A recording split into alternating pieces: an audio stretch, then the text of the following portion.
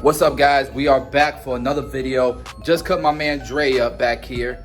He had the longer hair, longer fro, curly hair. But I wanted to show you something that we just made for the studio. Got classes coming up. The 17th, I need models. If you want to get your hair cut, I will be here cutting hair. I need models the 17th of this month.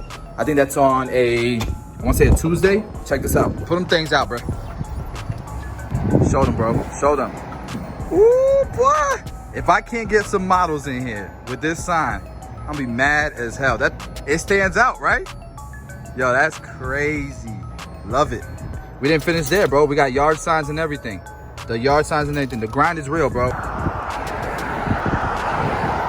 grind is real. I'm so serious about Studio 45. I'm so serious about creating content, about these hands-on classes that we're doing here. This is literally a creative space, so I need models. I need as many models as possible.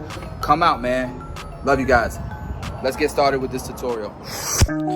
YouTube, here we are. We got Dre. You guys have seen him here before, but this is a different cut than we've ever given him. So his hair is longer. He's got a fro going on, a curly. He's going for the curls, and we're going to give him that high taper that we typically give him. That's what he wants. He doesn't like his C cup. And so we're going to start this off with a number 3, and we are creating shape. We're almost sculpting that shape that will allow the longer length on the top. And since we already have our number 3 guard, we went ahead and lowered down the beard. So we got the blade open, and this is our first guideline.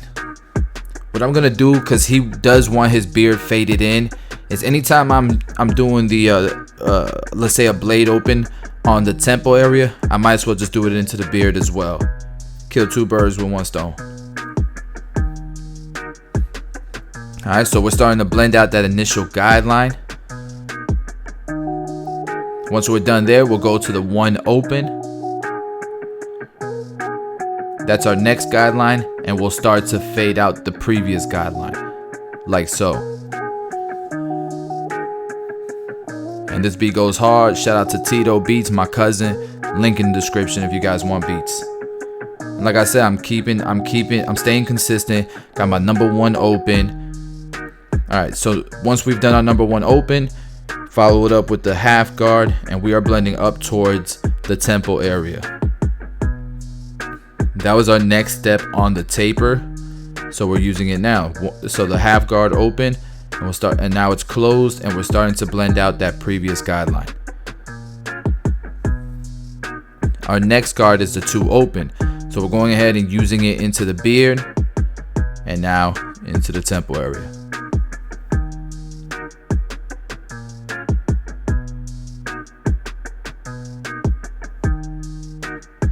And pay attention to the lever guides and the color of the guards. There's a color guide on the bottom left corner.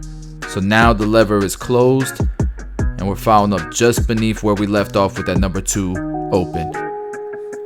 Going every direction we can because he has a lot of swirl patterns. He has a lot of cowlicks. Even on his beard, he has cowlicks. I have my 1.5 guard now. That red guard is a 1.5. It's open, and then we'll close it. But like with his hair especially, his hair texture isn't difficult, but his hair growth patterns are insane. He's got like one of the worst at the worst. Like everywhere you look, his hair is growing in so many different directions. So pay attention to that as I'm cutting as well.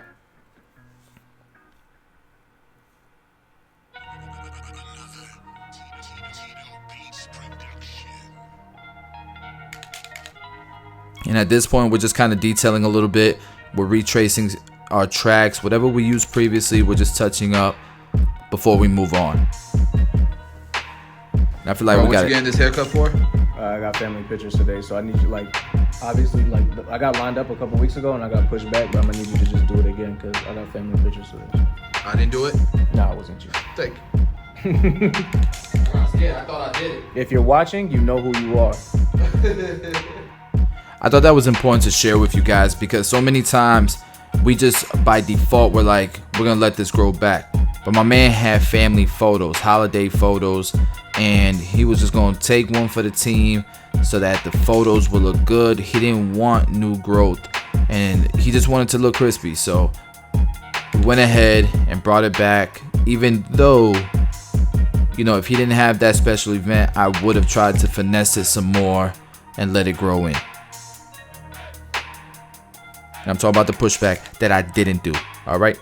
So now we're going back with a different clipper just to detail it. All right, so look at the back. Look at the hair growth patterns. It's crazy. So we're going with our number 3 just like we did on the side taper. But as we go to that number 3, we're like unveiling this insanity, bro. Like, so high tapers really good, work good here in the back with him especially. So I don't have to fight too much of those hair growth patterns. But this is going to be fun, and this is going to be a challenge. And those are my favorite haircuts, whichever ones are the most challenging. So, and we're going through the same steps. Especially here, it's not so hard because it's so, you know, so to fight these hair growth patterns because it's so low. But once we get to this one open where it starts to get darker, that's where it starts to get more difficult. And you can see like his hair growth pattern does like a perfect hook to the left. So I'm gonna have to be using my clipper and really paying attention to the hair growth pattern so that I go against the grain, because with fading that's so important. Make sure you're going against the grain. So you see my clipper almost turning sideways at some points. That's just me trying to make sure I get a nice even cut with whatever guard I'm using at that moment.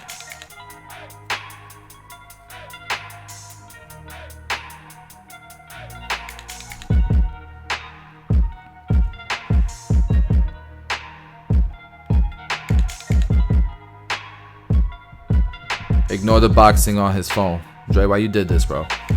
Ignore the boxing on his phone. Focus on my clipper being sideways right now.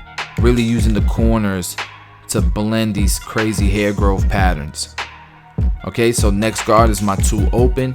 Then I'll do 2 close. And that's when I'll use my 1.5 guard to complete the fade before I detail it.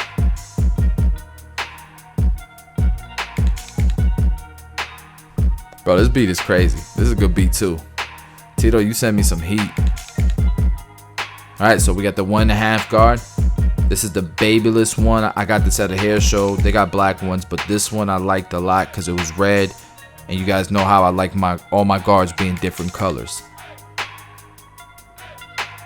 This is one of the most difficult parts of the entire taper back here because it's longer and the hair growth pattern is still crazy even up to this point of his neck taper. Alright, so I'm closed now.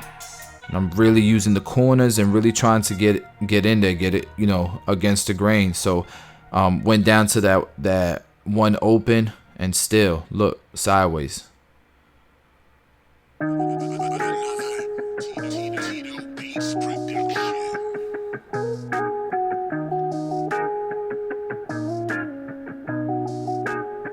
But it's coming together, man. With some patience, it's coming together.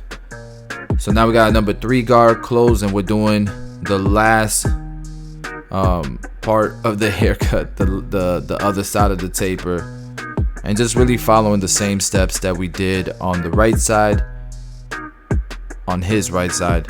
And I'll be quiet for a little bit and let you guys follow along.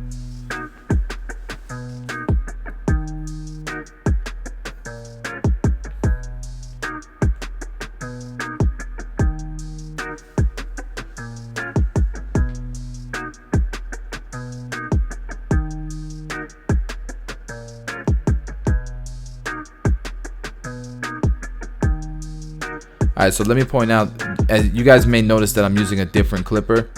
This is actually a prototype that Babylist sent me. The actual final product of this clipper they're coming out with is going to look way different.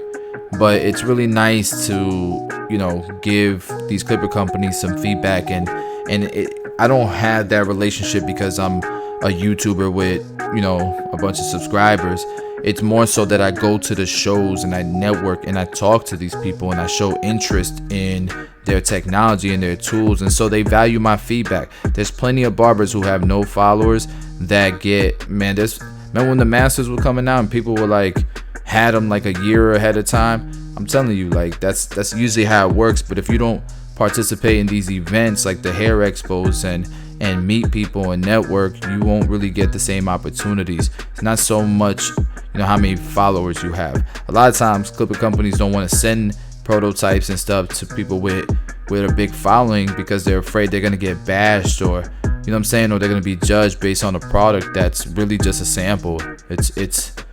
It's becoming the final product, so they really look for that feedback to make a great product. And I'm not sponsored by Babelist or anything like that. I got my own company. I actually own Tomb 45, if you guys don't know. So it's just I'm in love with the industry,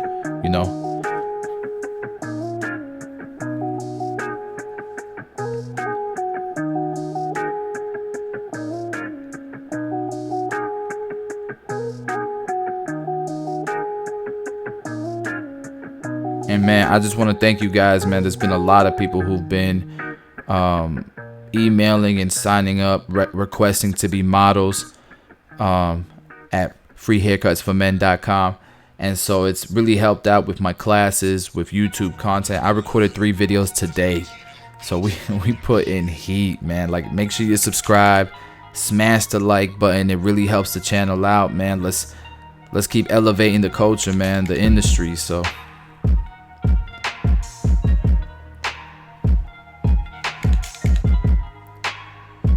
and you can see he literally has a cowlick on his beard here. If you guys can see it, it's there, man, on that bottom right corner.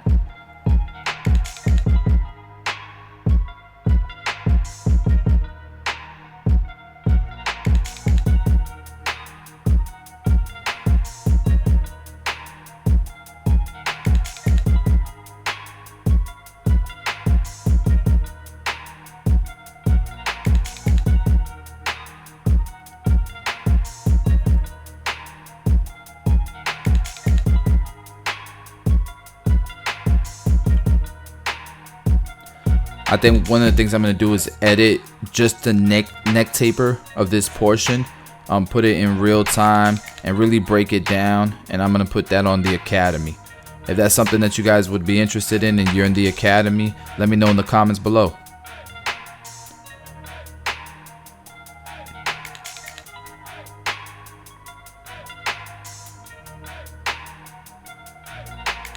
I always tend to go back in detail after I lined up like the corners or the sides, because it really shows me what the gradients, the final gradients is looking like, in combination with the lineup.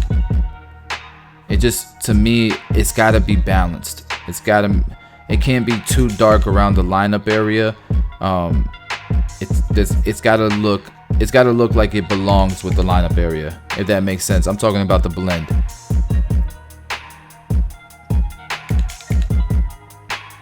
And again, this is one of my favorite parts. This is that neckline, and then seeing it, how it flows with the taper.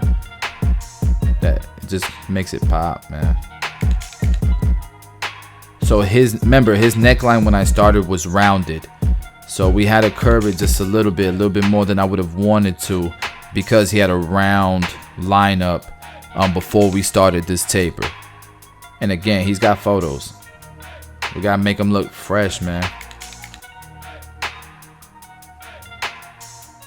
I just feel like when there's family photos and stuff, like barbers should get like a little line of credits, like on the bottom left part of the photo.